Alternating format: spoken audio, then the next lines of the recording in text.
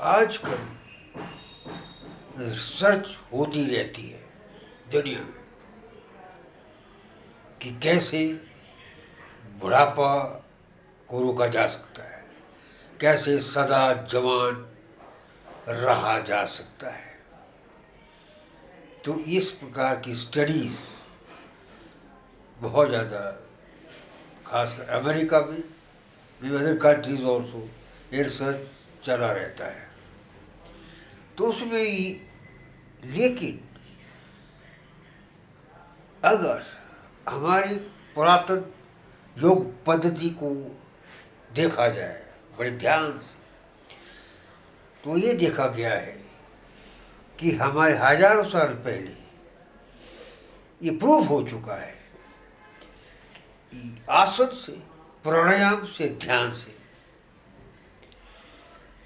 जवान रहने के लिए इसको करना पड़ता है। साथ में ये जवान रहने की कारगर व्यवस्था ही नहीं है, ये लॉन्गिविटी को भी बढ़ाता है हमारा योग शास्त्र। इसके मुख्य, जहाँ तक मैं समझता हूँ, 3 कारण हैं। आसन करने से हमारी जो मसल्स बिल्डअप होते हैं, स्ट्रांग होती है, फ्लेक्सिबिलिटी बढ़ती है, फ्लो बढ़ता है, ऊर्जा लेवल बढ़ता है, रेजिस्टेंस पावर डेवलप होती है, डिफेंस सिस्टम स्ट्रांग होता है। दूसरी बात रही, दैट इज उसको प्राणायाम कहते हैं। जैसे कई प्रकार के प्राणायाम हैं, जिसमें मुख्यतः कपालभाति, भस्त्रिका प्राणायाम, अनुलोम विलोम, जिसको नाड़ी शोधन प्राणायाम कहा जाता है। इससे हमारे लंग्स की कैपेसिटी बढ़ती है। कैपेसिटी बढ़ने से वायु का फोर्सिबली अंदर जाना हमारे मन को शांत करता है। तो हमारे मन को शांत करने का मतलब है हमारा सारा cardiovascular system plus pulmonary system strong बनता है। स्ट्रॉन्ग बनने से लॉन्गिविटी की ओर भी हमारी बॉडी चली जाती है, लॉन्गिविटी की तरफ चली जाती है। तीसरा है ध्यान। ध्यान के माध्यम से आप निपुण ध्यान के माध्यम से सुपर कॉन्शियसनेस में चले जाते हो। तो सुपर कॉन्शियसनेस में तुम चले जाते हो तो आपका जो एनर्जी लेवल है 100 टाइम 10,000 टाइम इंक्रीज हो जाता है, physically and mentally. That is also one of the major factor to have a to maintain young even 100 years तक, और लॉन्गिविटी भी बढ़ती है।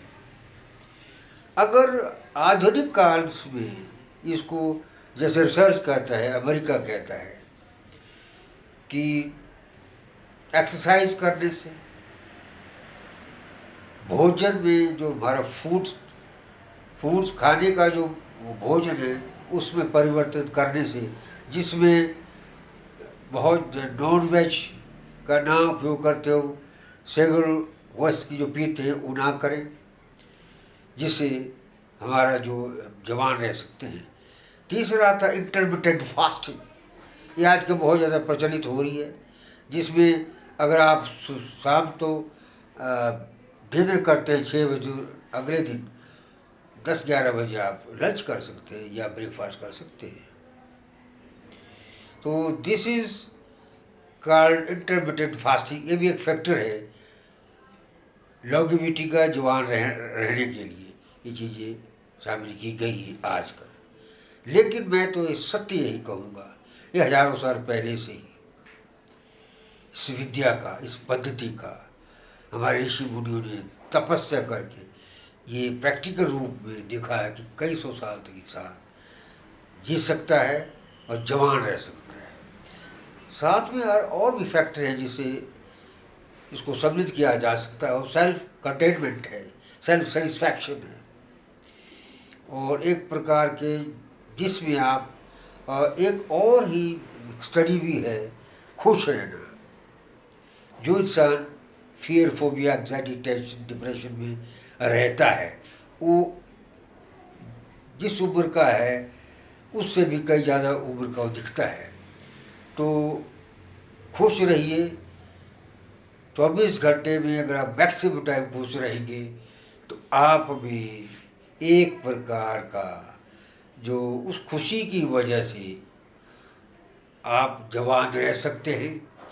आप कभी बुढ़ापा नहीं आएगा, साथ में लॉन्गिविटी भी बढ़ेगी।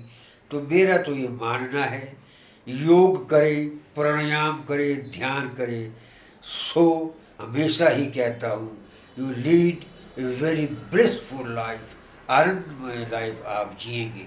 बहुत बहुत धन्यवाद।